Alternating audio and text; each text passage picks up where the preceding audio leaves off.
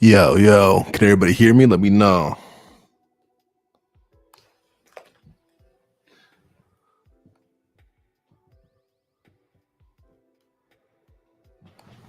Am I the voice of God? Can you hear me, y'all? Sound off in the comment section if you can.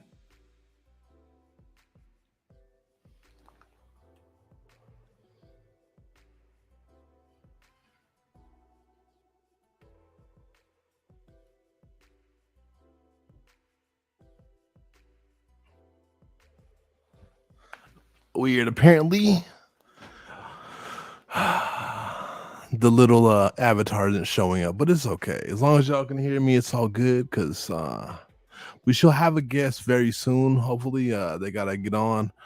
Jelly, unfortunately, will not be able to be here today. They are very sick and could not make it. But we're going to go ahead and proceed with the live stream anyways. It might be short, it might be long. There's a couple things I want to talk about, like the concept of civilians, right? I want to start talking from a street perspective, then go into like a governmental perspective, right? Of like, and then really start to touch on Palestine and Israel, for example.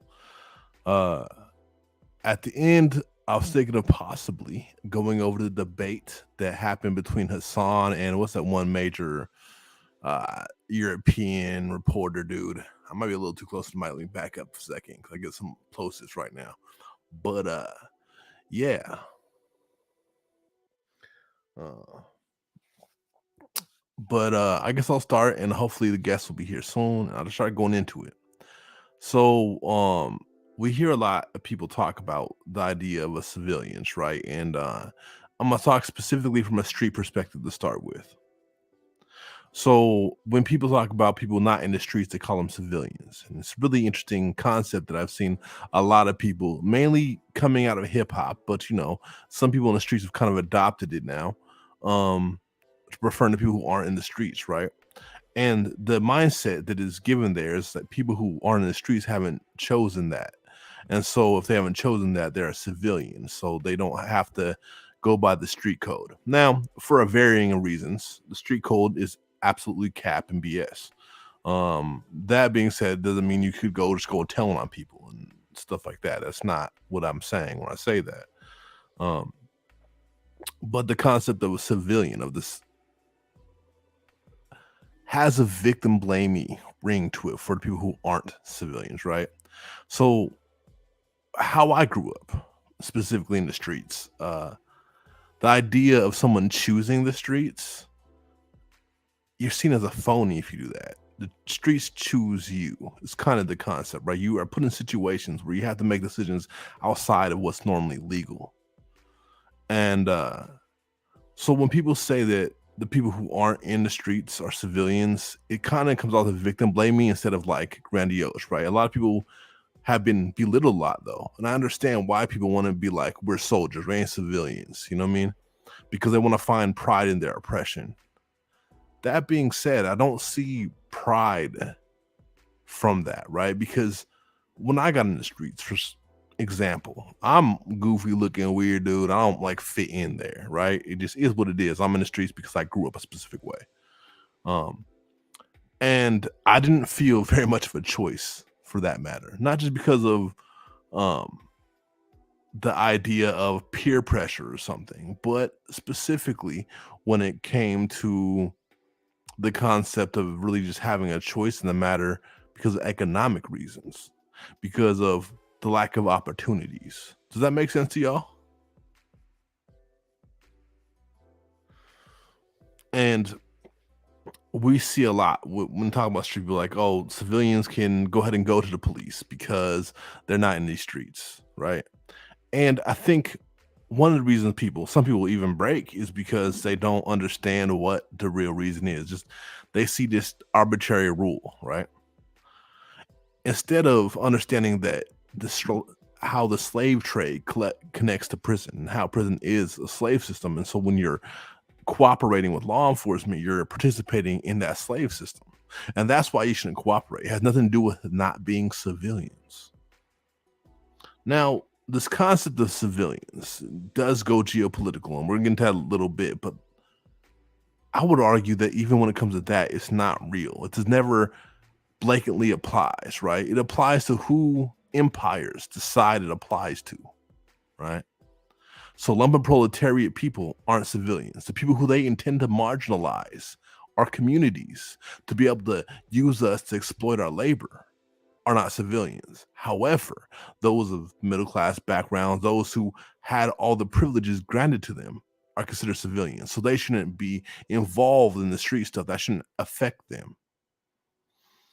Now, to me, when I see this, I see how that is not only colonial in nature, but has like a white supremacist air to it, right? Because a lot of people who are going to be seen as outside of that are going to be white folks. A lot of people who are going to be seen as outside of that are going to be academics, are going to be middle class folks, petit bourgeoisie, as we may call them.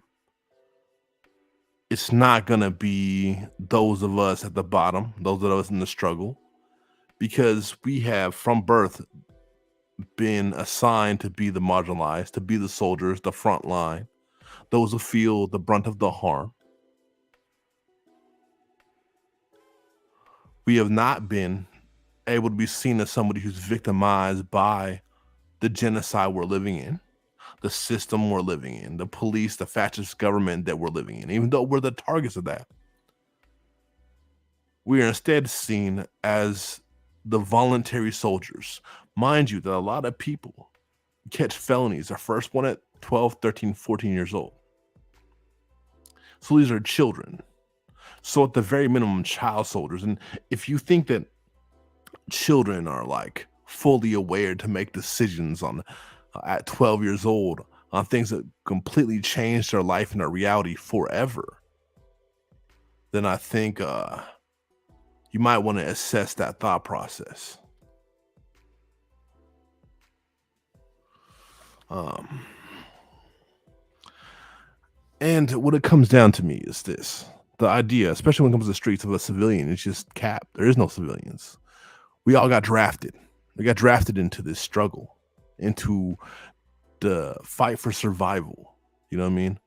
We got drafted because of the economy, but we also got drafted from being born. Because before civilization, there was still plenty of struggle. And we had to, as people, fight for our neighbors, our community, our family, whether we're fighting other groupings of humans or we're fighting against animals who wanted to make us food, or we're fighting to then kill animals to make them food. We are very heavily involved in this struggle from birth. Now, don't get it wrong. There's always been some etiquette, right? Like of you don't want to kill children, especially little children, like babies and 4 or 5 year olds. Those are things, but it's not because they're civilians. It's because they're children, and the fact that anything else needs to be said is kind of wild to me. Like, so if this 5 year old, because you invaded their land, because you killed their parents, pick up a gun, now they're a combatant. Huh. That sounds ludicrous, right? I mean, it does until you talk about the military, until you talk about the IDF and what they do. Um, it's crazy until you talk about the police and how they kill young black and indigenous boys, massacring us, you know what I mean, enslaving us, utilizing us as we're still children as a source of, I wouldn't say slave labor because, well, yeah, slave labor actually, because there's points where they have us out there fighting fires, for example. But even if there isn't labor being extracted, the fact of having a placeholder to be able to get money from each person you have within inside this system is still slavery. Just hands it down without a question. And so these young folks, these children, um, aren't immune from that. They're not declared to be civilians. And this seems to be a pattern, not just in the streets by the government, but across the globe. Does this ring true to anybody? I want to hear y'all in the comment section because I'm gonna have a lot of back and forth with y'all, specifically because you know My guest ain't here yet, and we just chopping it. I see y'all are listening, but y'all ain't talking. Let me know. I'll just keep going until I see some more conversations going in the chat. But I think when people saw this title, right, they thought of me as saying that anything goes. Of course, people always misread me for the worst possible intention. That's a given. I expected that. But I'm more talking about the reality of the situation. The reality of the idea and the concept of civilians is that there has never been civilians. Civilians have only ever applied to the in group inside of imperialist nation. The out groups inside the imperialist nation have never been civilians. They have never been considered civilians. I wasn't considered a civilian when I was 10, 11, 12 years old. I was considered a threat. I was considered something that had to be brought under heel. We even see the president who is now celebrating the genocide happening in Palestine and how they interacted with the population that I'm from, poor, black, assigned male at birth. And that was to say that we are super predators. That matters not how or why we do these crimes. It just matters that we do them. Now, let's put aside the fact that it was a bunch of hyperbole and a bunch of things that just really weren't a reality when it comes to what crime is. We'll put that aside.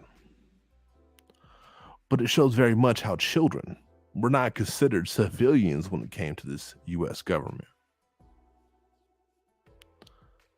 And I think one of the things is I am not a fan of granting privileged people privileged statuses. And that's what the idea and the concept of civilian, whether it comes to the streets or militarily, has always been. It has been a space of privilege. It has been a space where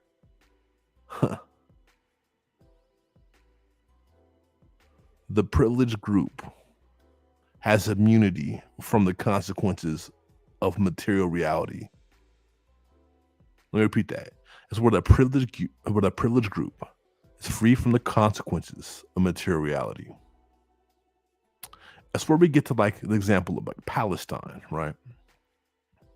They never talk about the Palestinians as civilians. You notice that? You notice that at all?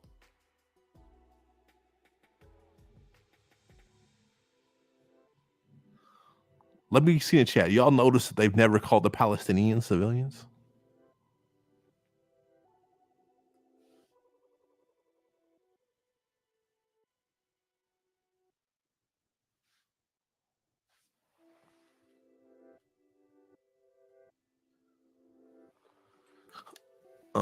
On me, exactly.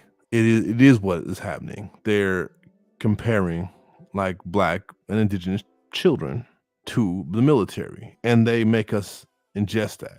And yeah, a lot of us become adults in the system, and then we're talking as adults now, or whatever.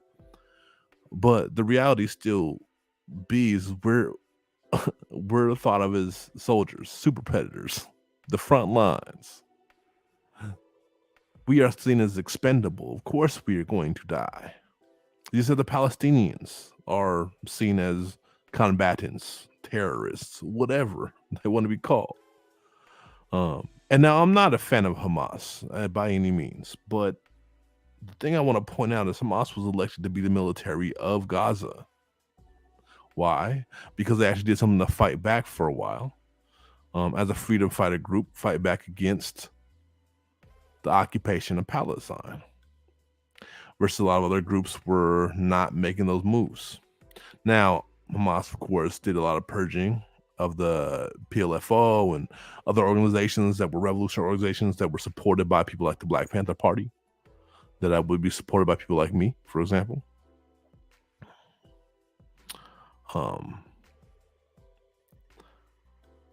That being said, whoever they kill, Israel tries to betray as Hamas. Now, of course, it's a humongous fiction 1,000 children they killed and the 5,000 civilians they just killed were not Hamas. That's ludicrous. Maybe they killed 10 Hamas people in that whole bombardment. Instead, what they're doing is removing the status of civilian from Palestinians, or never granting them in the first place, to be honest. So then they could butcher them, and also not just that. They're, when it comes to Palestinians, removing humanity from them, so we don't see them as humans.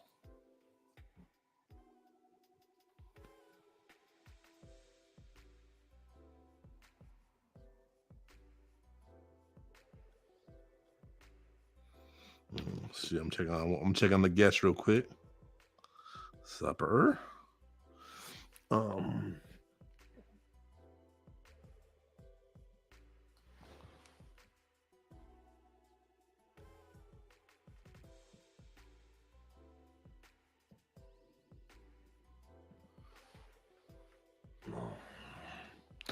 Yes, and I know I'm just the voice of God. I don't know why I didn't put the little thing out there. I know. I mean, it wouldn't be a video anyways. It'd just be a little picture of me. But I don't know why it's not up. Try to get it up there, but yeah. Anyways. Yeah, so also, by the way, since they're not going to be about the video, at least for the first half of it, feel free to kick back, hop in your car, do whatever you got to do. You know what I mean? It's good times. And just listen. You know what I mean? Because it's going to be more discussion. Or, I mean, chat too. Chat. Yeah, definitely chat, because I could use some stuff to respond to. But when we investigate the idea of civilians, we start to realize how much is just an imperialist construct. Civilians is applied only as to the in groups that the empires claim as their own. It's a way to justify wars, genocide, and so on and so forth.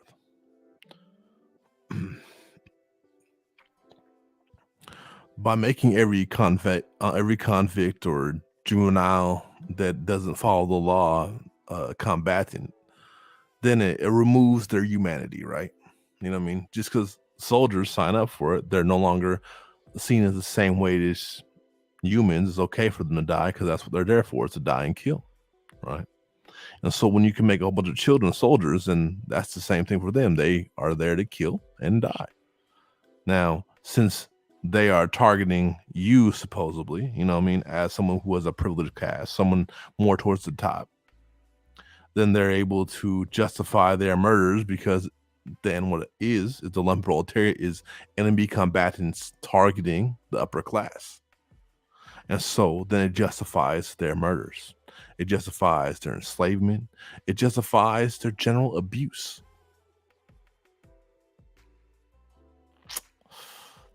It's an inconvenient reality.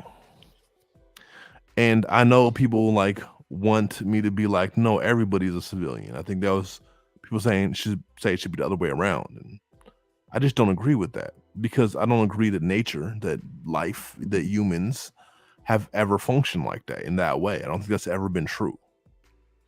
Instead, all of us are equally responsible for the defense of ourselves and the people around us. So we are combatants. Now, what we really got to analyze is these systems. When we see war being committed by these power brokers at the top of these systems, it's not that we need to be civilians in that situation. It's that we need to challenge their monopoly on force. It means we need to challenge their authority. We need to challenge the whole concept of them having the power in the first place.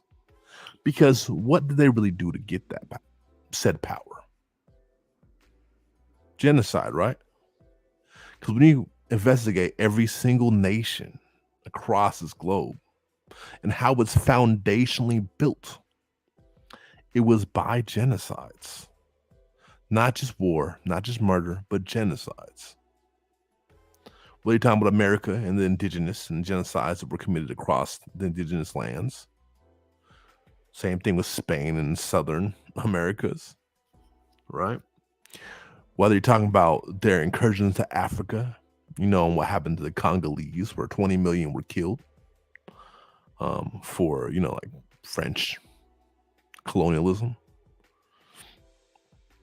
Whether you're talking about Great Britain and their ventures into Palestine and how they utilized and got the Palestinian people and other Arab people to uprise against the Ottoman Empire for the favor of the West, then turned around and recruited Zionists into the fold.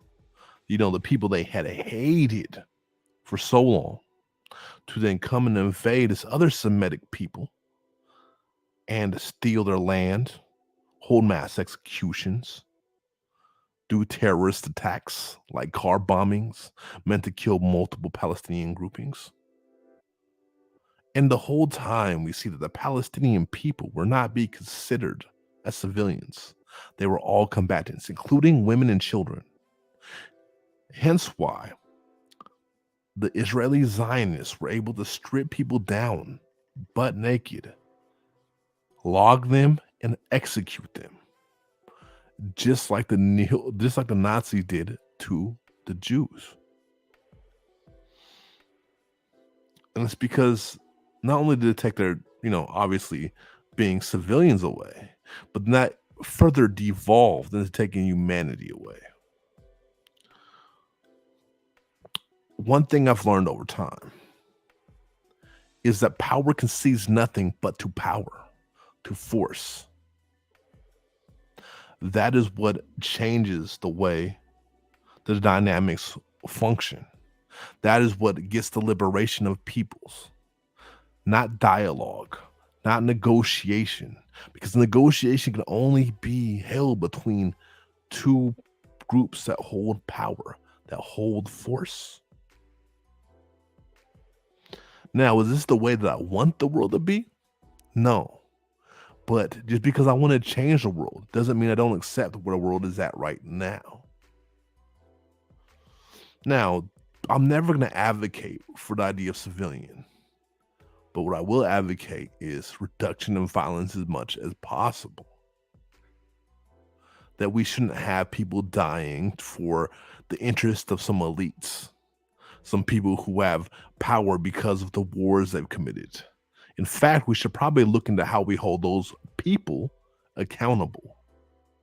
They are not smarter than us. They are not more intelligent in any way or facet. Don't care how many degrees they have. I don't care how long they've been on top of these empires. Because when you investigate the truth, like the truth about Israel, about how they got in power, none of it was about being intelligent. None of it was about being better than the next person. It was just about how vicious and how violent can you be? How much can you intimidate people and remove those who you can't intimidate? That is what grants these people power. And one of the reasons, for example, when we talk about what happened in Israel, they like to use these Hamas attack civilians is because they want to say settlers, these people who have taken up space. And I'm not talking about the settlers on the West Bank. I'm talking about everybody there being settlers, right? Because the Nakba is still continuing. And yes, pre-Nakba times is where we should be headed. It's you can talk about like what's actually just. Now, people like Hasan, for example, say it's not realistic. And I think he believes that, but he believes that as somebody who overall is a reformist. You know what I mean? And reformists aren't real socialists. Reformists aren't real communists because there's nothing about socialism, communism, or anarchism that screams reform. Not to these systems.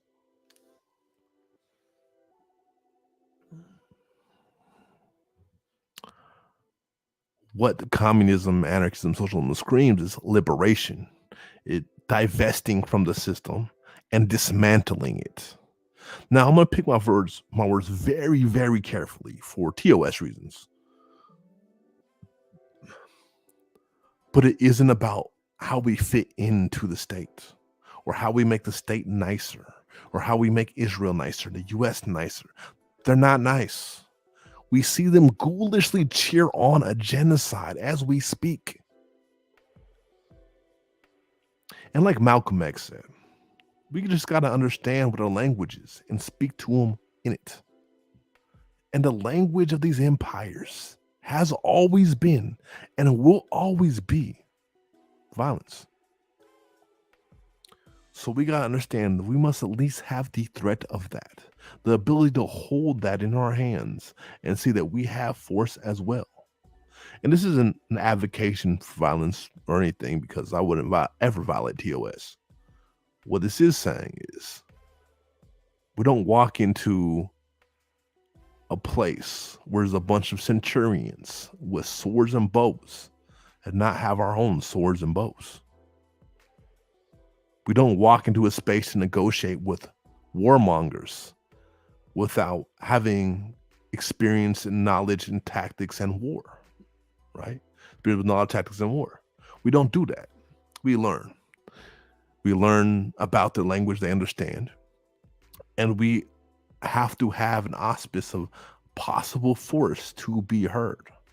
Because, again, they don't respect us pleading. Because anytime we plead, they step on us. We see it over and over again. Because if we're not on their team, if we're not on their side and doing their agenda, even if it harms us, then we're not a civilian. We're enemy combatants. There's this saying that I heard a long time ago that by some, really cool people that might have been wearing black uniforms and, might have been quoting another person from across the world, where politics are war without bloodshed. War is politics with bloodshed. So when we understand that, we must understand when we go into these political arenas. The political arenas are us advocating for our own power and our own agency, right? That we're going into a war zone. Whether the war zone is contained of dialogue with pens, it's always backed by force.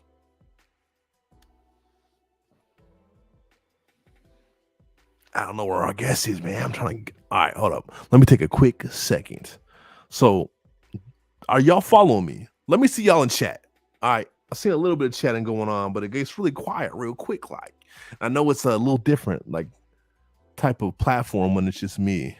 I wish Jelly was here. I do. I really wish Jelly was here. But yeah,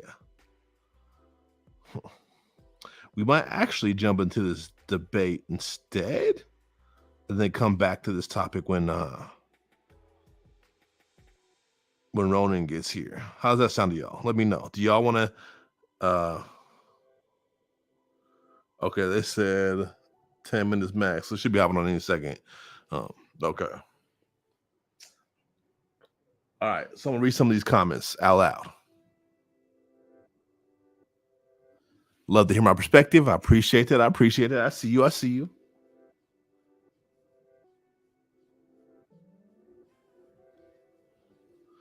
Following and agreed on the fundamentals. I appreciate it. I appreciate the love.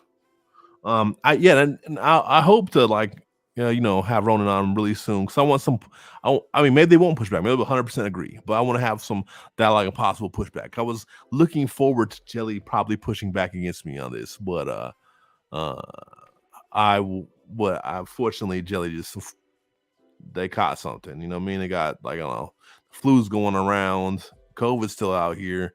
Hopefully it's not COVID. I'm crossing my fingers, but yeah. Should we start watching the debate for a little while and then come back to this topic, or should we wait till Ronan gets here and just like maybe have me go through chat a little bit more and dialogue with y'all? Let me know in chat.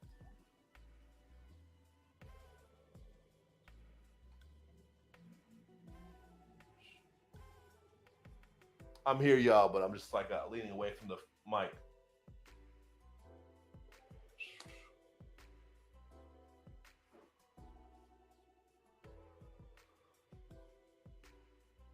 All right.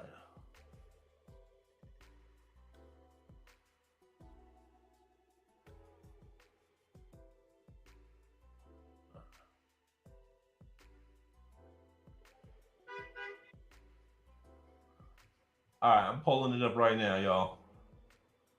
Bear with me for a second. All right, go on this.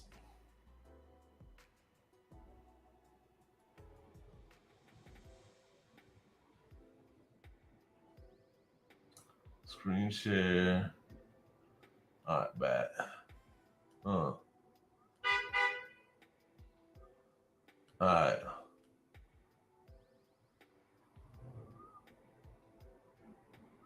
Boom, boom, boom. All right, so we about to jump in this debate real quick, and we can comment on it a little bit. At least till Ronan gets here, then we might pause it and then come back to it and get back to the discussion we were just having.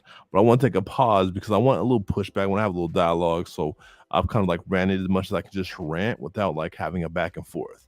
So for now, I want to take a moment to go over the debate that Hasan had with Peterson and throw my 2 cents in where they belongs. You know what I mean?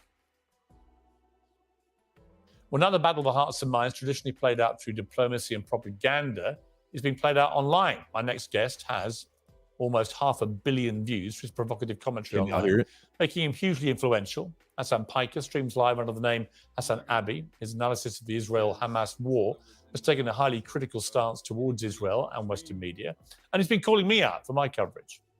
Because he only cares about Israeli citizens. He does not care about Palestinians as human beings. That's why it's apples to oranges. It's like one side is a human, the other side is a barbaric monster child. I never said that, obviously. He says that he'd like nothing more than to come on to Uncensored and call me a baboon in a suit to my face. Well, here I am. Also, a baboon, Peterson and he can join me now. Call you a baboon to your I'm face. joined by Hasan. Hasan, thank you very much indeed for coming on. Thank you for having me, Piers. It's very early here in Los Angeles, California, but I'm going to try to do my very best to not do my British accent while I'm here. Well, I appreciate that. And listen, I appreciate you coming on. Explain to me why you consider me a stenographer for the Israeli government, given that in the last week, I think more than any other host in the world, I have given lengthy platforms to pro-Palestinian voices to articulate that side of the argument. No, I do have to commend you. You certainly have had more pro-Palestinian voices than the... Mind you, that's his fucking job, right? His job is to debate for the Zionists, the Palestinian voices. Rest of the British media and certainly the rest of Western media in general. Now, as far as saying that you're a stenographer, I said that journalists are not supposed to be stenographers. And yet, when it comes down to it, in most circumstances, in whatever conflict we may be in, there are stenographers for whichever party is aligning with the American State Department and the interests of the West in general. And Israel happens to be the one in this ongoing conflict. Copyright. But it's interesting that you call me a propagandist, because I want to play you. This was your reaction to when the hospital got bombed. I'm a propagandist. Well, no. For the record. I'm not calling you that. I'm just saying. I'm going to play you. I'm saying I am. Okay. Well, then I want to. I'm saying I am. I just want to even play it. Okay. I'm going to play the clip. This is your reaction to the bombing of the hospital the other night. While I was in the process of getting ready for the stream, Israel enacted one of the singular worst strikes they have done thus far, and an Israeli airstrike hit the Al Ahli hospital in Gaza City, where thousands of civilians were seeking medical treatment and shelter from the relentless bombing campaign.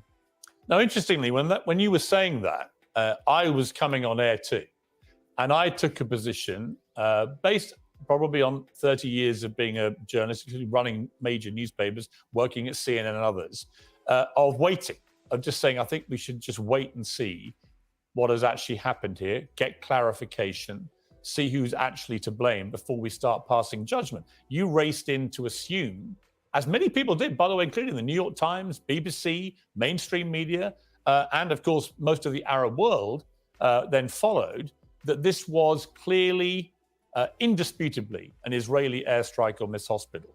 And yet all the evidence now suggests very strongly that it wasn't, that in fact, this was a rocket that misfired coming from a wouldn't terrorist go that group far. inside Gaza. So my question. Don't you love the propaganda? Don't you love how they like try to falsely claim that all the evidence points one way when it doesn't? It doesn't point that way at all. You know, and the thing is, I love how these debate tactics work. And that's why I'm like always tell people like debate isn't really about like facts. It's about winning, you know? And I think that was one of the things Hasan always was like critiquing about the debate that I saw that was before this one, where Peterson got smashed on, is that it was more a game than it was about teaching people or like getting to the truth. And I'm like, but that's what debates always are. And I think being dishonest about it, you know what I mean? It doesn't serve us, right? So, but yeah, I mean, I think early on, one thing I critiqued about Hasan specifically is he should have gone in much harder at the beginning, and he does. And towards the end, he starts to really go in. I'm like, okay, go Hasan. All right, Hasan, you get in now. But these big platforms don't necessarily have the thirstiness that I might have. Put it that way. View is this: why would you I wouldn't go that far. Why Piers. would you be so certain in what you said before you knew? Okay, so first and foremost, before we get started on this conversation, let's understand something very important here. There's no electricity in Gaza. Internet is patchy in Gaza. There's no food in Gaza. There's no water in Gaza. This is all by design. This is because Gaza is under a brutal blockade, a brutal occupation by the Israeli government. Okay, so that plays a role in the fog of war and the misinformation that gets spread. Having said that, however, I'm gonna pause on to respond to this comment real quick. So, yeah, the British Broadcasting Channel, you know, the people who are literally the propagandists for Britain, you know, the place who promised the Palestinians that if they fought on this side, they would be able to have their land back to themselves, and then instead came with the Belfort the declaration, where they then pushed the Zionist agenda to take the Palestinian land. That BBC said, "Go Israel." Yeah, I wonder why.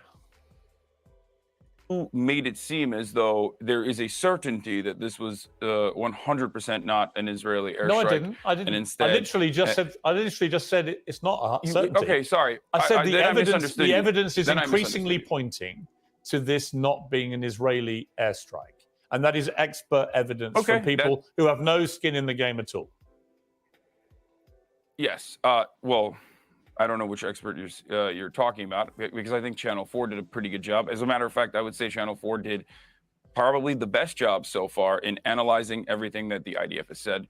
But the reason why I believed, and I still do believe, that the likelihood is that this was an Israeli bombing campaign wasn't only because of the singular verifiable video, the phone video from the balcony that had all of the markings of an airstrike, the fact that the Israeli Air Force was enacting a bombing campaign in the region at the time, according to the Al Jazeera live streaming footage that everyone is using but doesn't understand, the fact that the digital media person for the IDF immediately came out and said that this was actually an airstrike that hit a Hamas target, and that he was sad that there were, casualties at the end of the day, but this was a Hamas target, and celebrated it. And more importantly, I guess, the fact that this hospital had been bombed by Israel. This hospital had been bombed by Israel on Saturday. 22 hospitals have, as a matter of fact, been bombed by Israel since this last saga in the occupation. And this hospital had been bombed directly by Israel, where the cancer ward was destroyed. Israel has been bombing all of these hospitals. Israel has been calling all of these hospitals to evacuate over and over and over again. The medical professionals at the hospital had been called by the Israeli government the day prior, and everyone on the ground assumes that this is an Israeli airstrike. They are the ones who experienced the situation. Listen, Hasan, so when you have but the every truth single, is, can I the just truth finish is, this? if you watch the Can I just finish this? BBC, if you watch the Can I- BBC account of all this last night by their Verify unit, which See, and that's another thing. Yeah, this is where he concedes some ground, and not necessarily like conceding ground of like argument wise, but he allows him to step over him. Like I would have just kept going and talking, you know what I mean? And I saw the other debate with the other brother, the Islamic brother who was on there, and that's exactly what he did. It's like, we'll just keep talking. Like, nah, you're not going to cut me off. Like, and I think that's what has to be how it has to be played. Because, like I said, it's a game. It's not about getting to the truth. Get off your talking points. Make them look like a fool. That's what the debate is. Like, for sure. Just specifically set up by the BBC to be completely dispassionate in these investigations. And they reached a pretty clear conclusion based on circumstantial evidence. I'll make that clear. That this would not have been an Israeli airstrike, including, for example, the size of the crater, which bears no relation to the size of craters normally left by Israeli air. So, look, my point is, neither of us know for sure. But you took to your airwaves immediately because actually your, I wouldn't even say unconscious bias, your admitted propagandist bias on your part was that you wanted that to be an Israeli airstrike. It suited your narrative. And I would say that in itself, in its way, wanted it to be an being a Israeli airstrike. stenographer. Well, you know, you accuse me of being a stenographer. I try and be fair and get to the truth. In your case, I don't think you try to do that. I think you appeal to your audience, appeal to your base, and you don't really care whether the facts are there or not. This is entirely unfair because you just said circumstantial evidence favors that this was not an Israeli airstrike. Yeah. I gave you all of the circumstantial evidence that it does favor that this is an Israeli airstrike. The reason why, however, circumstantial evidence is not enough. And the one thing that I will concede to, because when more information did come out, and no, I do not mean when Israel said that they did not bomb this hospital and it was actually Hamas. And then they turned around and went, never mind, it's not Hamas, it's actually Islamic Jihad. And then they said, we have more evidence coming out in a couple hours. And then the evidence came out and it turns out it sounded like the phone conversations that they were able to intercept supposedly sounded like by experts at the very least to be completely false and completely made up. Yeah, but Hasan, I don't think. Listen. In all honesty, I don't think even as you're saying all this, I think you're a smart guy. Piers, let me finish. I think you've looked at all of this, and I think in your heart, you know this was probably not an Israeli airstrike. And I'm just curious why you would, instead of admitting. No. I love seeing this. That's another debate tactic, right? Like, where you project onto them your intended talking points, right? I know you know that it wasn't an Israeli airstrike. I was like, yo, Piers, why are you capping now? You know it was. That's how you should have responded. You know it was. You're sitting here trying to clean your hands because you don't want to admit that you're advocating for genocide. You know what I mean? That you're celebrating genocidal actions. And even if, okay, that wasn't one, which it was, but let's say it wasn't. How many hospitals did they bomb again, Piers? Remind me, how many? Wasn't it like 11? What's like in this? Or was it 22? I can't remember which. One of those two numbers, either 11 or 22 last time I checked. And you know, those are all war crimes. Bombing ambulances, which they've been known to do, is war crimes. How they had people trying to evacuate, and then the IDF shows up and executing people. War crimes. You know. But keep going, Piers. No, as facts change, that is your not what I'm opinion saying. changed. That is not what I'm saying at all. I don't understand why you would double and treble down when the evidence is pointing the other way. You're asking me to be on your show. Do you want to talk? Yes. If you're asking me to be on your show, and I want to be on the show, thank you so much for having me on your show. Let me explain exactly what I said, and let me explain to you why I think still, to this very moment, until there is a third-party investigation that is concluded by the UN, the International Criminal Court, or specifically a forensic analyst that looks at the situation, is allowed to be on the ground. This is not just my perspective. This is B'Tselem as well, which is an Israeli organization that has also demanded a third-party investigation occur. I am not going to conclusively say that this was not I don't Israel's expect you to. fault. I Why? don't expect you to. Because I just gave you, and not because I'm a propagandist. As far as me being a propagandist goes, everyone is a propagandist. I'm just honest about it. You're a propagandist. We have our I'm biases. curious who you think I'm a I am at least propagandist honest for. about my biases. Who do you think I'm a propagandist for? Who do I think you're a propagandist Yeah. for? Whichever every media person is doing propaganda. Yeah, but who for? I've got to be doing it with somebody. You think it's a bad word? I don't. That's just the difference. This is a semantics I do. I think conversation it's actually quite a that is serious charge. uninteresting. Hasan, I think it's a serious charge to level, not on a podcaster, but as a journalist who's broadcasting around the world, who has a reputation, I believe, for being fair and impartial, actually, on these issues. It's quite a charge to just say, I'm a stenographer for the Israeli government or I'm a propagandist. I don't think there's any evidence that I'm either of those things. I'm curious. So. Hey, look, there's no evidence that they're either of those things, but in multiple debates, he considered killing 1,000 children defending yourself as the nation of Israel. And like, who says he's fair relatively? Like, sounds like you say that about yourself, my ninja. Like, it doesn't feel like anybody else says that about him. You know what I mean? Am I tripping? I don't think anybody says he's a fair and impartial at all. I mean, I'm pretty sure he got fired for presenting false pictures at one point. So, yeah. Who you think I'm doing While the we're propaganda having this for? conversation, 3,000 Piers, while we're having this back and forth, 3,840 Palestinians have been ruthlessly slaughtered in the last incursion into Gaza. I feel like this is an incredibly selfish, self-centered conversation to have. You asked me to be on here. You wanted to hear my perspective. I'm willing to give it to you. I don't want to talk about I don't want to talk about Noam Chomsky style manufacturing consent conversations about how the media is operating at the behest of capital. You were the guy. Listen, I think you were the guy that called me. There are dead people. Listen, Hasan, I only asked you because you're the guy that called me a propagandist and called me a baboon in a suit. I was curious as to why. You don't want to say who I'm doing the propaganda for. We'll move on. I agree with you. There's a bigger picture here. Let's move on. Let's take a short break. Hasan, let's take a short break. I want to come back. I want to talk to you about what happened on October the 7th. Get your reaction to that.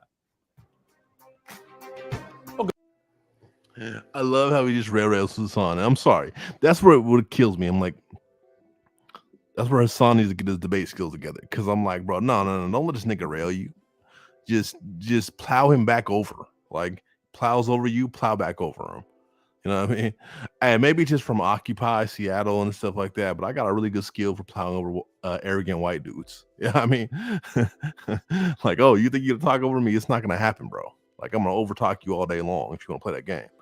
Hasan wasn't being aggressive enough as like a debate strategy wise. You know what I mean? Because, this dude's a blowhard. Clearly, everything he's saying is hot air. You feel me? But yeah, let's get back to it. Go back. Hasan Piker is still with me. Hasan, I want to just play you a clip of something that you said about the October 7th terror attacks, and in particular, the attack at the music festival, which killed 260 people. Look at this guy. You know what shouldn't happen? Killing 260 people at a music festival.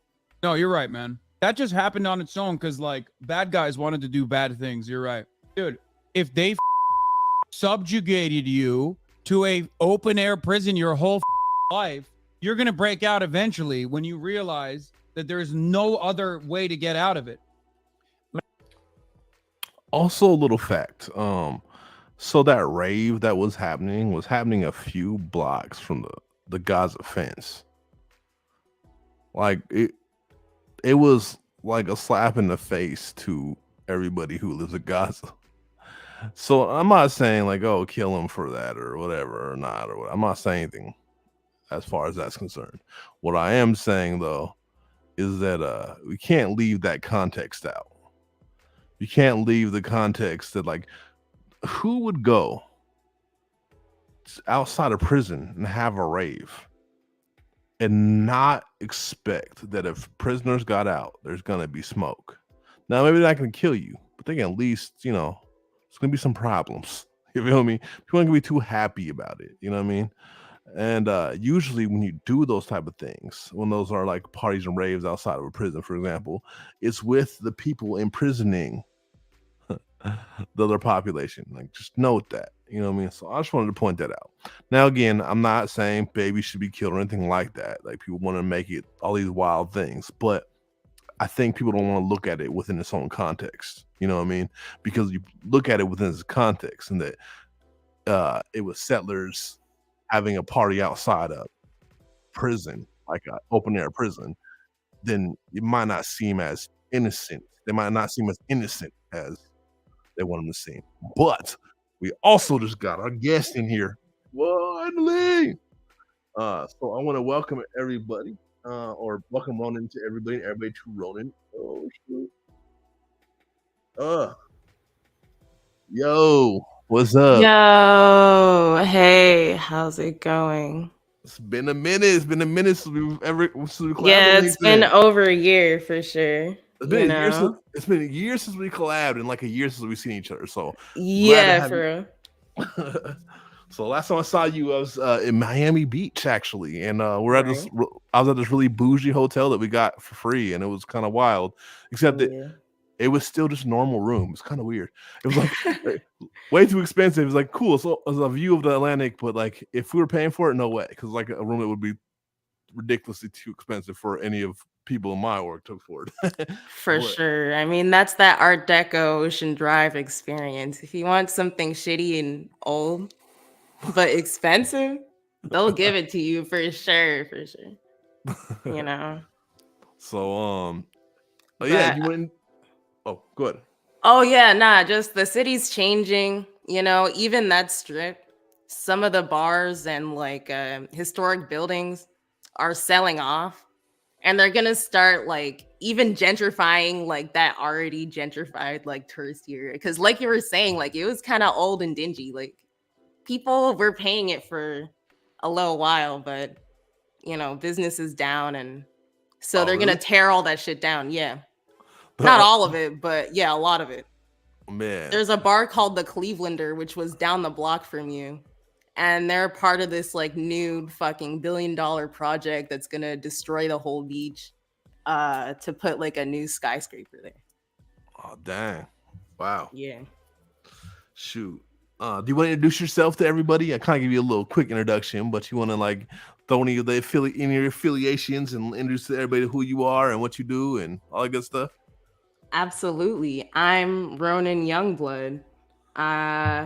I made YouTube videos for like a half a second, but then my computer died and all my electronics crashed at the same time. So I ain't been up for a while. Right now, I just have my poetry project, and you know, I'm actually gonna be coming out with a podcast kind of soon. Okay, that's what's up. Yeah. I mean, since our cameras are kind of off, this is kind of a podcast. It's like half a right. podcast. Yeah. Yeah. So basically, right now, what I've been kind of going over, and we went a little bit into like civilians and like the term and like how there's no civilians, kind of what I was talking about. And I'm not saying that everybody has to agree with me on this. I mean, but I would love to touch back on it afterwards. But we're also in the middle of the debate. I don't know if you saw that Hasan Peterson debate at all. No, I have not watched the Hasan Piers debate at all. I'll be honest. Yeah, I get a little nervous whenever I see like Hasan doing some shit. I don't know like if he's on the right team or not. This makes me a little sweaty. But he did good, like. I feel like we're about to jump into the part where he starts really getting into it and doing good. At first, I feel like he was kind of getting ran over by Peterson at first, but towards the second half, he kind of like started taking space like he needed to, and it's just because you know he went in thinking like, oh, I'm gonna educate this fool. I'm gonna try to talk about like all these facts and we're gonna have a discussion. I'm like, no, bro, you gotta realize how these fools do it. You just gotta railroad them. Like they're gonna try to do it to you. You're gonna just do it. They're gonna try to make you look bad. Try to railroad them. Do the same thing back. And he's gonna get angry. Yeah, I mean, kind of heated a little. If I can make you like, I wish Peterson would debate me, because if I can make you angry, even better. I'm like, oh, so you're getting angry because you can't intellectually hold up, bro? Is that what's happening right now? Like, but well, yeah, so okay. So if you want to, you down to watch the second half of this, and then we can go back into talking on the main topic about civilians. Are you down for that? Sure. Yeah. All right, bet. Let's go. So it should be on the screen, and here we go. Yes. I mean, it sounds to me there, Hasan, that you are in some way saying they had it coming. Were you? No, I wouldn't say that they had it coming. I think that Michael Brooks used to say, analysis is not justification. And while obviously civilian casualties and horrific barbaric acts that were committed on October 7th are completely unacceptable, the important thing to make sure that it never happens again is to analyze what are the conditions as to how it happened to begin with. And I think Ehud Barak is going to be on in a little bit as well, or maybe he's on before me. And I'm almost certain that while he has held the keys to the conversation and held the levers of the power in this conversation in many key and critical points, I would go so far as to say that he is among many others who also recognize that the Bibi Netanyahu administration is responsible. This is not just my assessment. This is 85% of the Israeli population's assessment at the time. This is years and years and years of refusing to negotiate with the Palestinian Authority. Don't take my word for it. Take Bibi Netanyahu's personal word for it. I would agree again. In a closed-door conversation with Likud members, he said that if you want to thwart any kind of Palestinian nation state, you must do everything you can to only negotiate with Hamas. We control how high the fire goes. He's given cash to Hamas by way of Qatar.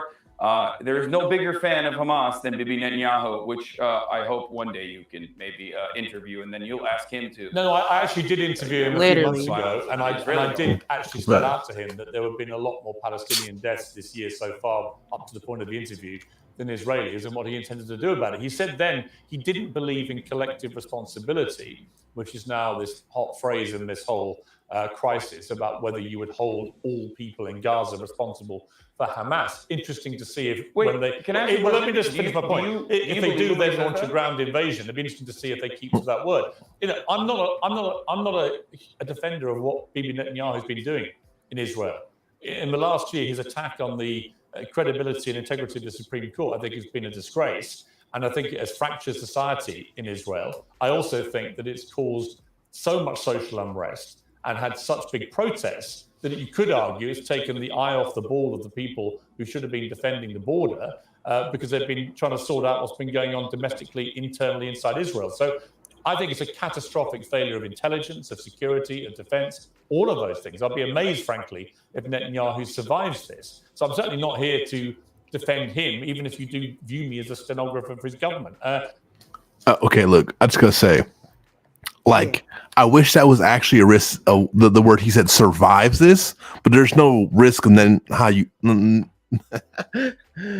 there's no way not surviving, unfortunately. Like if he was at risk, like the Palestinians were at risk, or like even an average Israeli is at risk. And now I'm not gonna start making the Israeli the victims, because let's be a buck, they're no way the victims in this situation. And it gets really frustrating because even with the narrative he's speaking, like, right, he's like, oh, it's all from the Israeli perspective, which is like, do we understand the context of this situation of like a mass genocide that's been happening since the Nakba started? Like let's be real about it. Like, and also like Netanyahu's been slowly making himself like a dictator by like quote unquote law in Israel for years. So like he's not going anywhere politically. He's not going anywhere like physically. Like there's still very high tech in Israel. Like I'm sure he has all sorts of protection. Like he's never in the same place for 2 hours. Like he's good. But yeah, there's no comparing that to, you know, like the average Palestinian person. Facts. And one thing I think a lot of people don't think about too is what led up to Hamas's attack too, because things like they were putting turret guns, like fully automated turrets on the fucking around the Gaza fence line. Like, so you got like AI deciding if they're going to kill somebody or not, right? So it's like, what? And then they had killed multiple people, multiple attacks on both in the West Bank, and folks from Gaza, multiple attacks from the Israelites. So I mean, from not Israelites, the Zionists. I'm not going to use that language, but the Zionists, right? You see multiple attacks on multiple directions from that, and so it's like what led up to the Hamas's attack, and that's not even talking about like the years and years and years of like a genocide. I just talking about even recently there was things happening that they just wanted to like divorce from why stuff went down, and it's just like. No, you can't do that. You know what I mean? Y'all were escalating and then got escalation in response. That's not like what do you expect to happen? I mean, let's be real. Netanyahu probably really expected this to happen, and that probably wasn't an accidental fall in like insecurity. It was probably an intentional letting Hamas come in and do what they got to do so they can have a justification to then further their genocide that they've already been having against Palestinians. At least in my opinion, that's what it looks like to me. Anyone could have predicted that this would have happened, like given Israel's actions. Like literally anyone. Like you don't even gotta have all the resources that Israel clearly has to come to that conclusion, you know? Facts. And like they clearly, I don't know, like it was clearly on purpose. Like even like the security failing pertaining to the music festival, like I don't know, like I don't buy it. Like and that's just me personally. And the music festival being a couple blocks away from like the Gaza like what are you doing?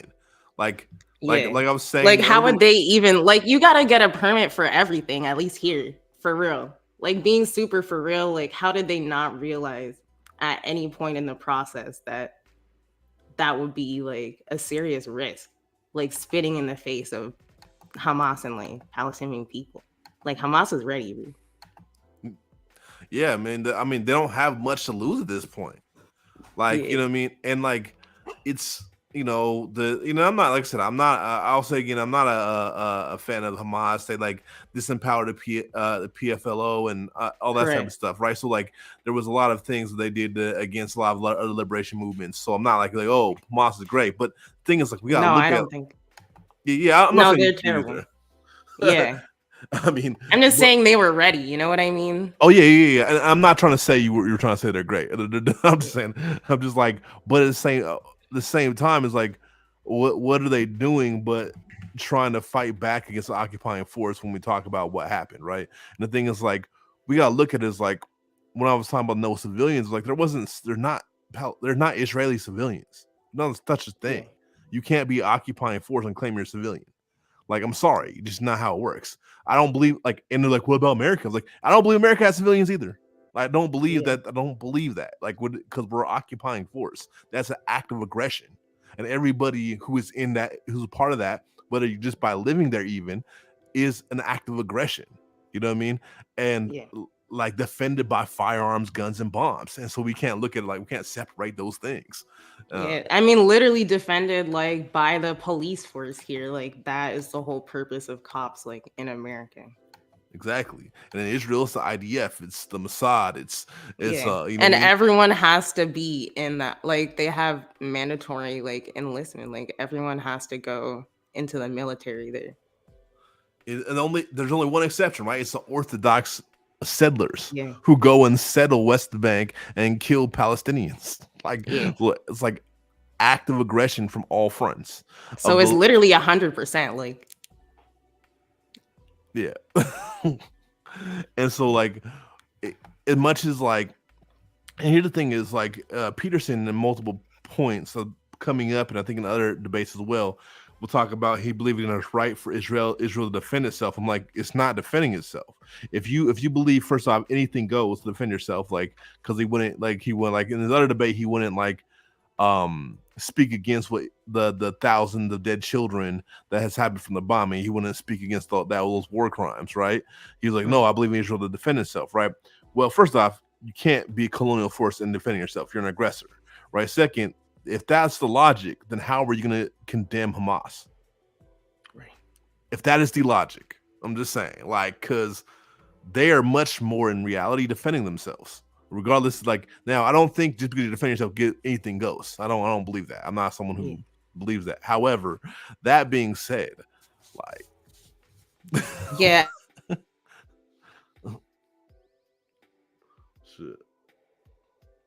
Sorry, were you saying something or did you cut out? I don't know, it kind of went. Yo, can you hear me? Yeah, I can hear you now. Okay.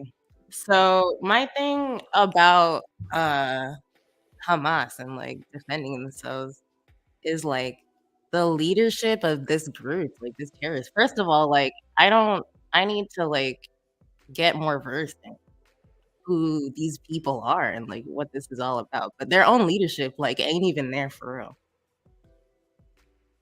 Like they're out of the country, like they're living their best life. Like they got the mansion. So like a lot of organizations, you know, like it's still very like hierarchical so Right. far as like money, so far as like gender, Yeah. and tons of other shit. So yeah, like I support, you know, like the ground shit. Facts. You know what I mean? I And support. that's how I see it. Like, cause like there are people like I don't even know where they are. Like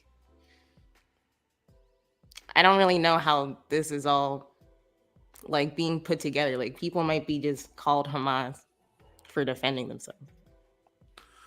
Facts, or just like join Hamas just to defend themselves, right? So Yeah. it's like, so like even if they are officially in Hamas, like a lot of these people are like had their whole families butchered by Israel, like, Yeah. and they're trying to fight back some way, like, and what I've said to somebody is like, I'm not saying Hamas is comrades because they're not, but I'd say I'm sure there are some comrades that are in Hamas, and what that means is like I'm sure there are people that are there specifically to fight back against Israel. Right? They're not there because of the ideology. Now, Exactly. the ideology, no, they're right. They're both right wing. Like the Israel and Hamas are right wing. I'm not a fan, right?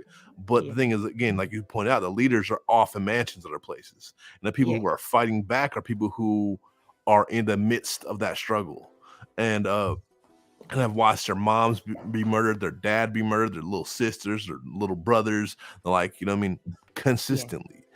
So it's like we gotta see it for what it is. Now, again, like I said, it doesn't. I hate like have to keep saying this. Doesn't necessarily like make you should kill kids or anything. But also, another thing about that is, I'm like, why are we just listening to what the IDF says?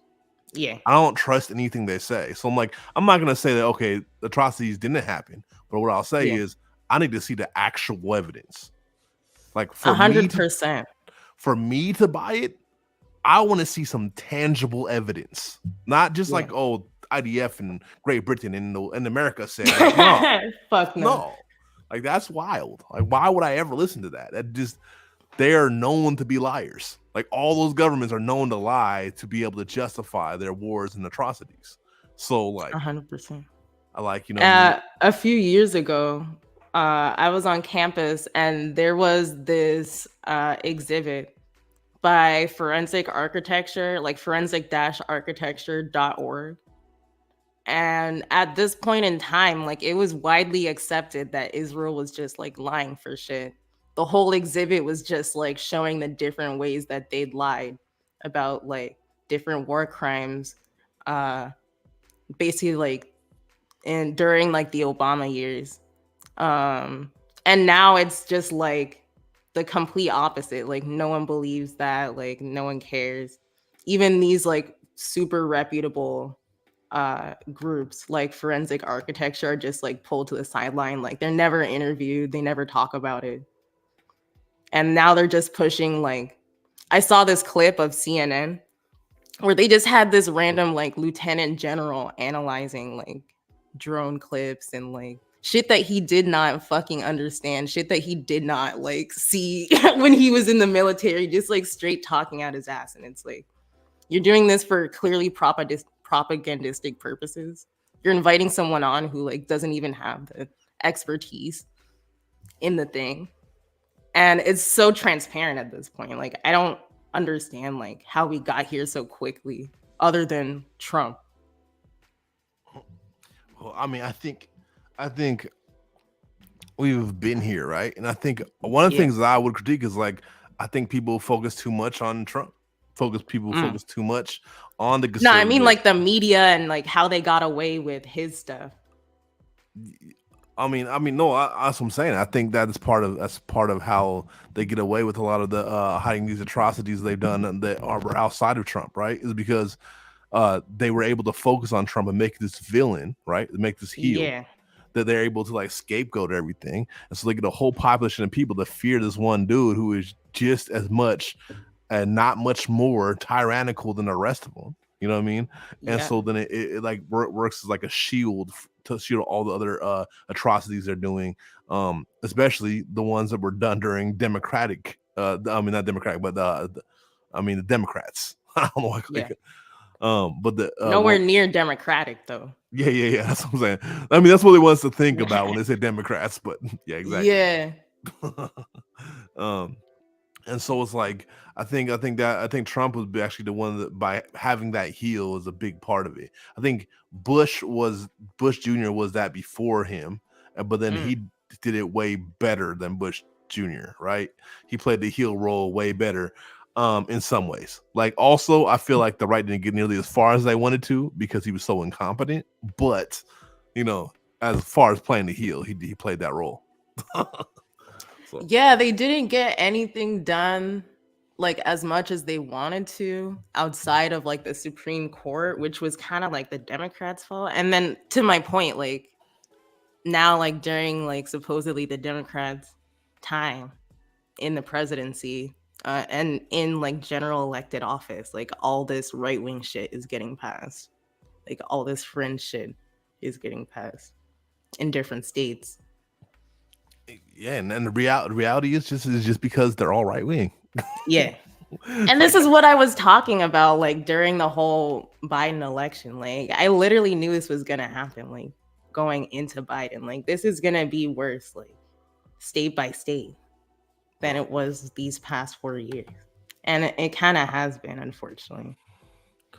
Yeah, there's a lot of young folks saying they're not gonna vote for Biden now, right? And then we got these I mean, I guess they're my age, so not really. I guess I'm an old head now.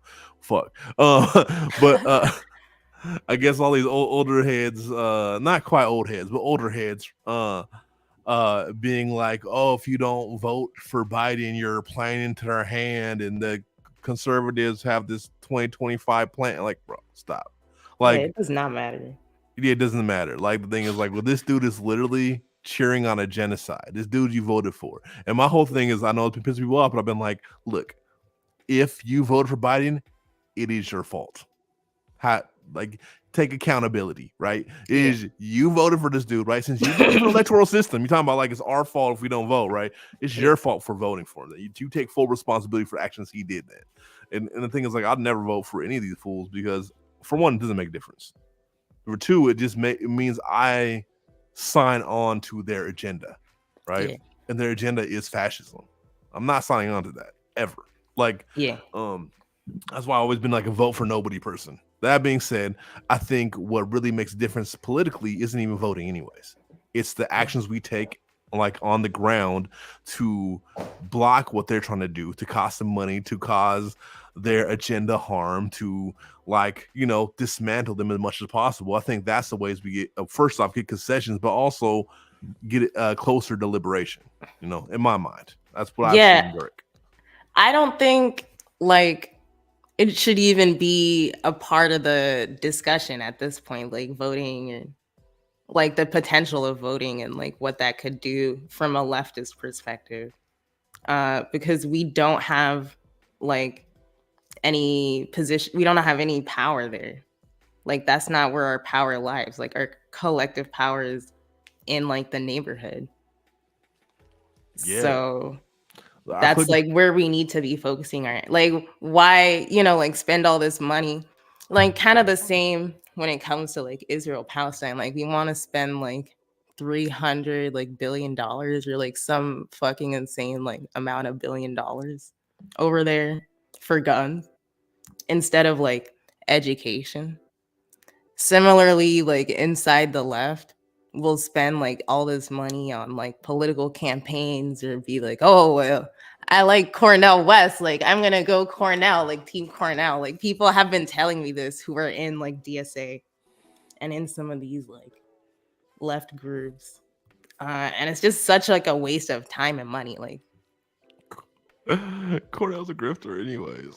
Yeah, he's like such a grifter. And it's been recorded. Like, Yeah, bro. Like it's I been don't know. doing Yeah, they're joke just shit. pulling out all the stops, I guess, like to try and get people invested in like this institution of like the United States, like the key people invest in Exactly. the US. Because Exactly. at this point, like no one's really fucking with us. Like even people who think they're like center or like right wing, they'll like slip up and say some shit and then like catch themselves and then like go back to like their brainwashing. Man, I even We've go had like a lot of far right wing people here like magically wind up in like, you know, DSA or some other like left project. That's real. I mean, and like, I mean, here's how I feel about it. Like, this meme I posted now like became part of my branding almost. But it's like this: neither left nor right, but we're the bottom coming for the top. It's a, Yeah. like pot quote or whatever. But I'm like, that's really what it is, right?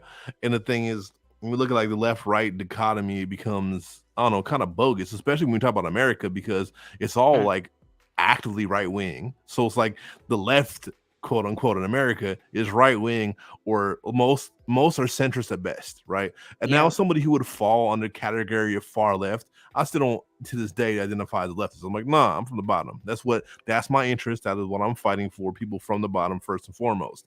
And like, Yeah. I tell no lies about it. You know what I mean? I'm like, yeah, no, well, it was gonna come to lumping proletariat people or academics. I'm picking lumping proletariat people over academics. Y'all can lose your privilege so we can survive.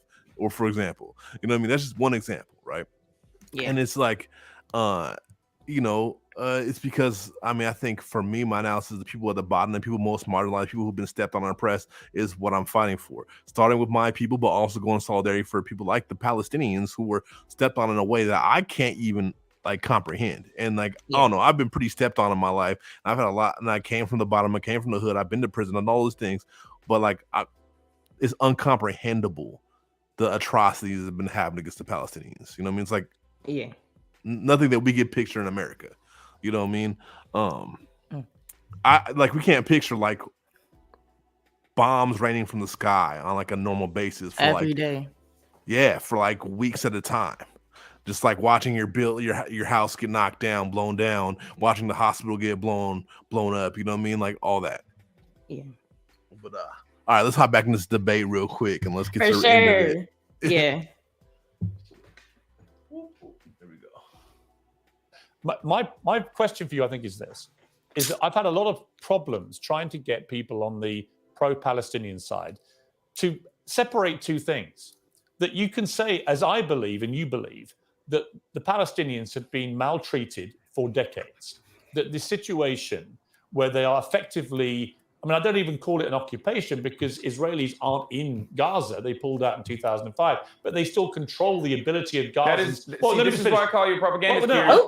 I'm just saying the phraseology is confusing to me because the reality is Israel exercises control over people in Gaza. It allows them in and out. It allows them to turn on the tap of water and so on and so on. I get all that. They don't actually live there because they can't live side by side with each other. That's why it's called an open-air prison. Right. I don't disagree. That's why they call it the world's largest open-air prison. Yeah, but Hasan, I don't disagree with you. And I've pointed this out for a long time as a journalist. So we don't disagree about the appalling plight of Palestinian people. But the issue comes that if you can't separate that ongoing dispute between Israel and Palestine from the absolutely appalling barbarism of October the 7th, which was on a whole different scale to anything we've seen, where 1,400 people, Holocaust survivors, babies in their cribs, young women taken, tortured, abused, shot, beheaded, it was reported, and so on. If we can't look at that collectively, and with a general humanity and agreement that is an absolute atrocity, then there's something wrong with this. And I find that the tribalism on both sides is now so toxic and so frenzied that you get people who literally can't. We've had a bunch of actors, right, signing this statement saying they want a ceasefire in Gaza and calling Israel war criminals and so on. but they don't say a word about the Hamas attacks that precipitated this. And I find that But you agree really with hard, them, right? really hard to accept. But do you agree with them? If they had said, for example, that October 7 attacks were brutal and massacres occurred, and then they said everything else, that Israel is committing war crimes, would you agree with them? Okay, here's what I would honestly say about that. Oh, Is Israel not allowed to defend itself from the worst terror attack we've seen since 9/11? Is it not? It's not defending itself. It's just odd. After You said 14 Yeah, years, it's people not. in Israel are butchered in that way. And the question then, if you assume that they are able to defend themselves, as any Piers, free that is democratic country, the then the Israeli question State becomes, Department line. That is the IDF's line. That is the line that everyone Hassan, is let me ask you channeling. this. It then becomes a question of how can they defend themselves? If their mission now is to get rid of Hamas, a terror organization that's committed one of the worst acts of terror ever seen, if that is their stated aim, then what they are doing is consistent with that, isn't it? Real quick, I gotta say this. I just have to pause it and say this. So I just finished recording a video talking about this conflict specifically, going over the history and like have my 2 cents. I might have to add some points in here and there, but one of the things I really want to point out is to start to create the state of Israel. Yeah, I've been saving this. Go ahead. Is they had to do terrorist attacks. I'm talking about the Zionists did terrorist attacks against the Palestinian people using car bombs, blowing up buildings, and also on top of that, having Nazi-like executions where they stripped people naked, lined them up, and executed them. Yeah. Israel, the Zionists, the Israel state, what founded it was terrorism. By every definition of terrorism. And you know how weird the definition around terrorism is. But like there's no way there's no way that setting off car bombs on communities and neighborhoods to kill hundreds of people isn't terrorism, right? Like so I'll let you take it off because it sounds like you had a lot to say on that too. Well, the only thing I have to add is that also like Israel began as like a British colonial project where they just randomly thought they had claim to this land. They sold it to some literal Zionists. They set them up there. Not only was it like these right-wing like Zionist militia groups, but it was also like the British army, like some British forces were out there like doing this shit. But yeah, before they even became the state of Israel. Exactly, the Balfour Proclamation, right? Or Declaration. Correct. And like the crazy thing about it is they utilized the Palestinians to be able to overthrow the Ottoman Empire. Yeah. Promising them liberation and then giving because of Great Britain apparently being inspired by what's the name? Theodore what's the fool's name? I'm not worse with name. Theodore Herzl or whatever. Or I believe so. Yeah, they were inspired by his Zionist doctrine, which he just claimed Palestine for some reason. This is before they gave it to religious like reasons. Like a lot of this comes from a place of like religious extremism too, like far right religious extremism, where it's tied to like the like the Old Testament and shit. I'm not really into religion, so I don't understand that part of it. But that's what like united the British and like Zionist forces. I mean, they use it as a veneer, but like Jewish people, like you just talk to them, like real serious Jewish people don't believe in the state of Israel because they ain't supposed to have a state of Israel until the prophet has returned. So for them, it's a heresy, right? And if you go to Christian, if you really dive into Revelations, the best description of the state of Israel right now was the abomination desolation, right? Which is the false state of Israel. But whatever. Like let's leave the religion out of it because religion is just religion, right? But like when people use that stuff, it's still like, wait, do you actually? What doesn't make sense? And then they's like, oh, what was ours 3,000 years ago? I was like, that's cap. Like, first off, like how do people who are like a large chunk European, is it how you claim that, while there's the people who were Palestinian who also are Palestinian Jews there too? You know what I mean? There's the Mizra Jews there too.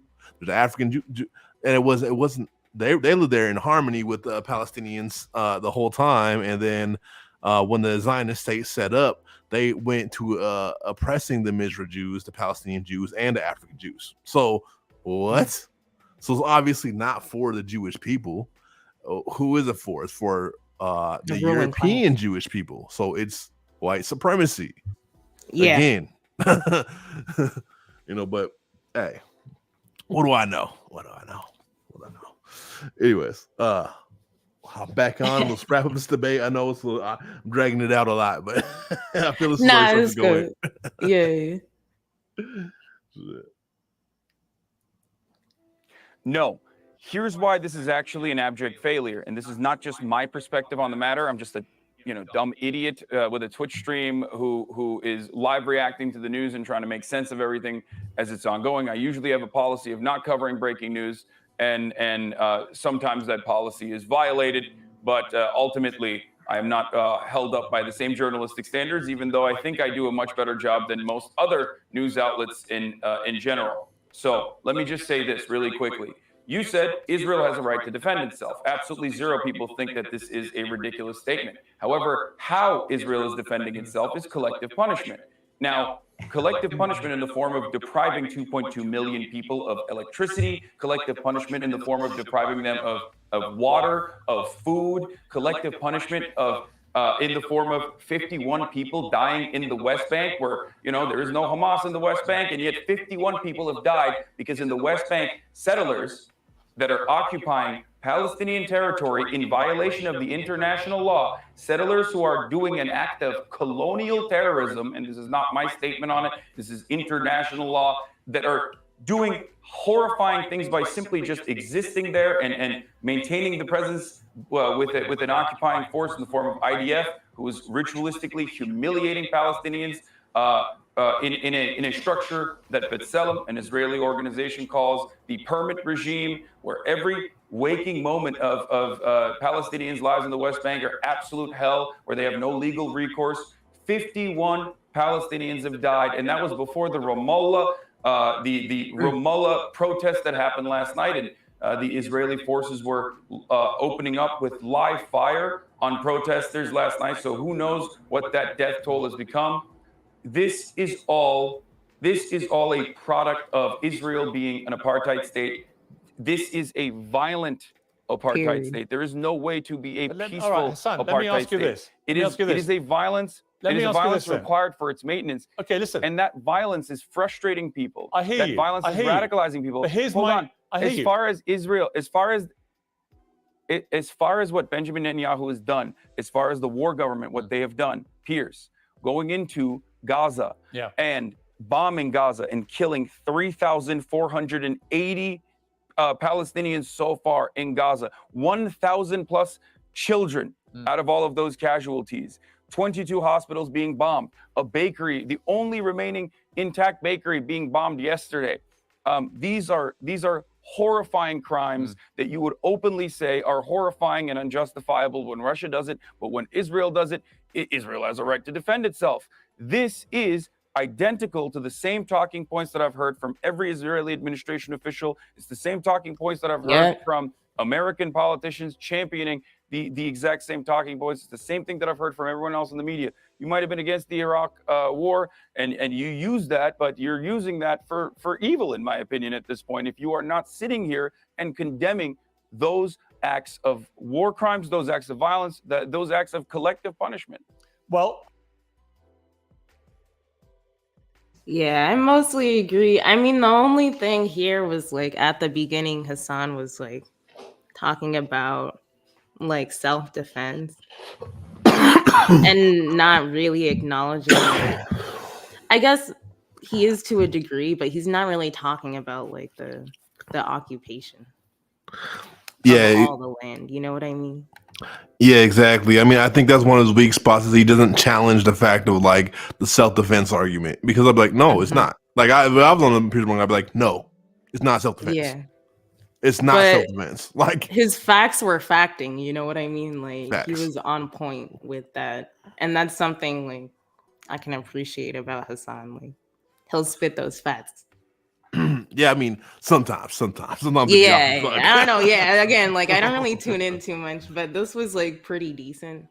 Yeah, I mean, I Yeah. think this was one of his better takes. I think his takes around Palestine have been pretty legit. I think his takes around some other shit be bad. Like, you know what I mean? His takes Oh around wait, did gun you rights, watch his takes around like some black issues be bad.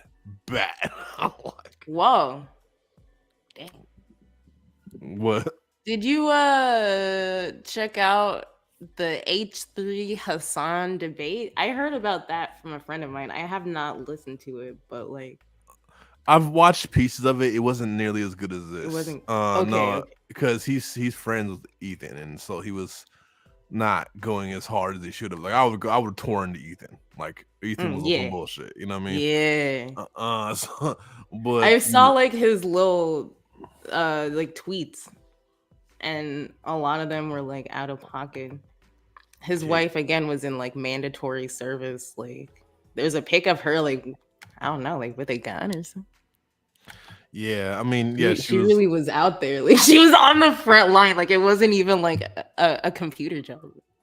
Yeah, no, she was an IDF. Yeah, and so like that's one of his Ethan's interests is because his wife is an IDF, so he doesn't want to see her as a villain. Like it's like, bro, but Yeah.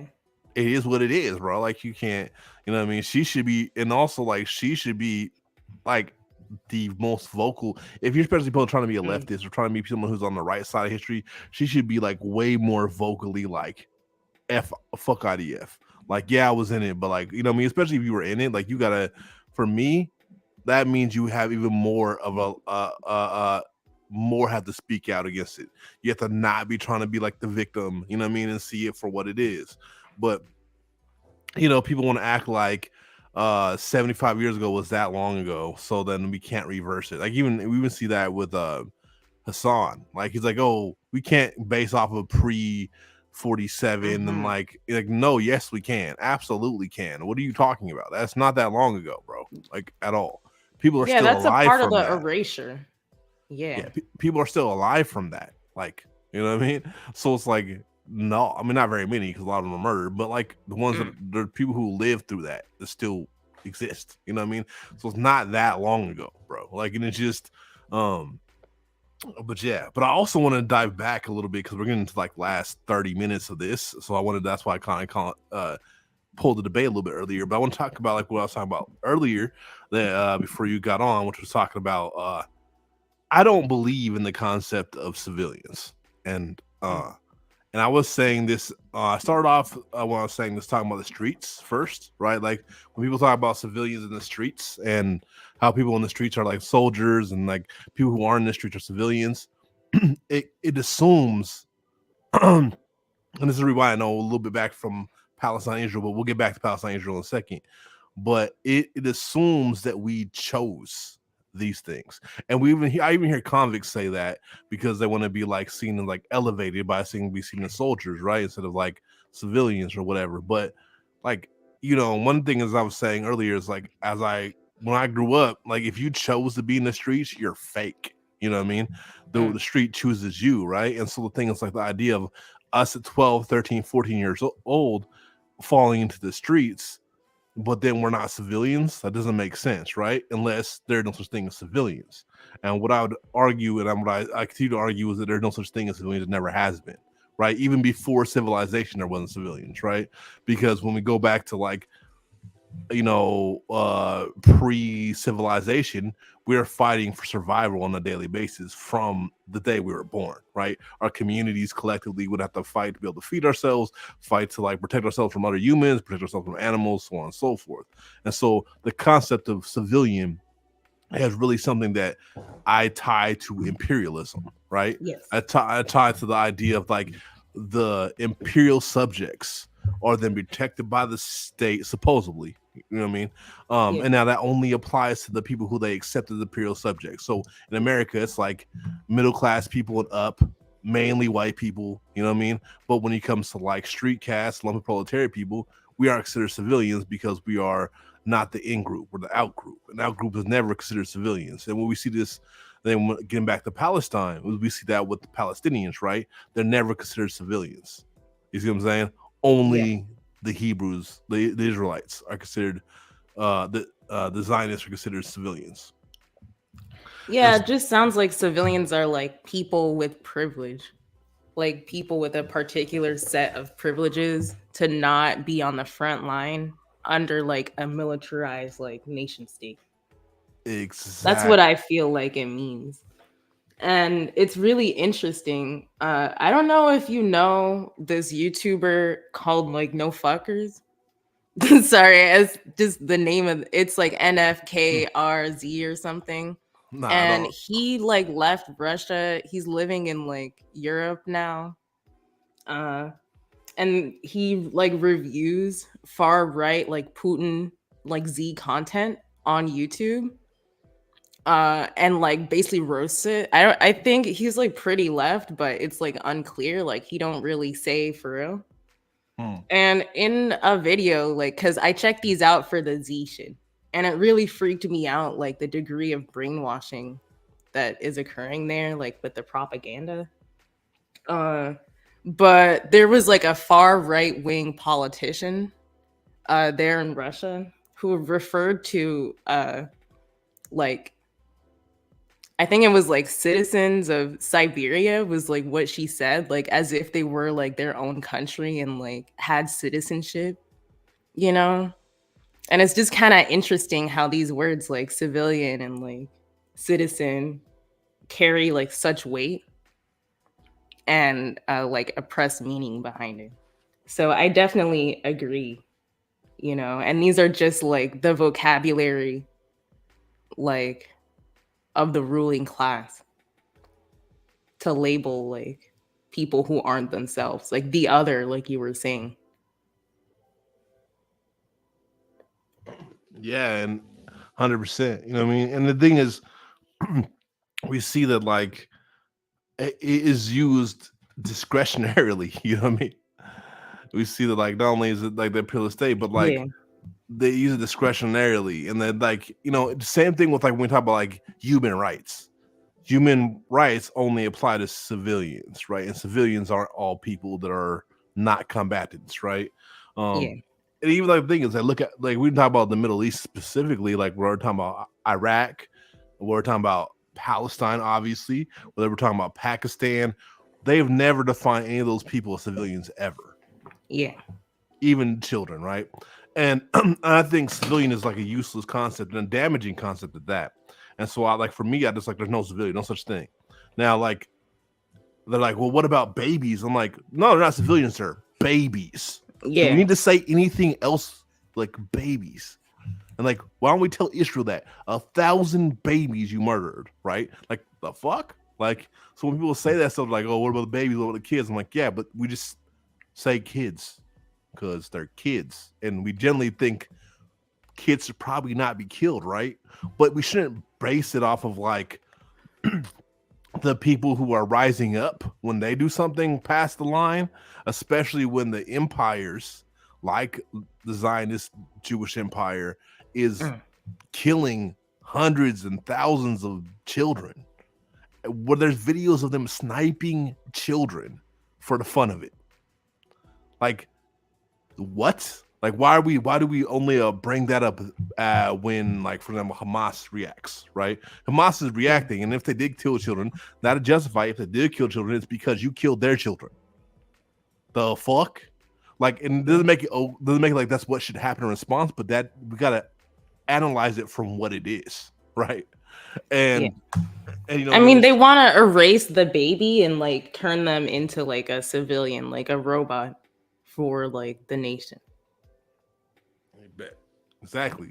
Like it's just oppression, like in speech to further like isolate. So like when you're thinking about like that situation, you're thinking about it in terms of like civilians and combatants, and you're not thinking about it in terms of like babies and parents and like people, families. And like, if someone becomes a combatant, does it negate that they might be in the right and they should probably not be killed? You know what I mean?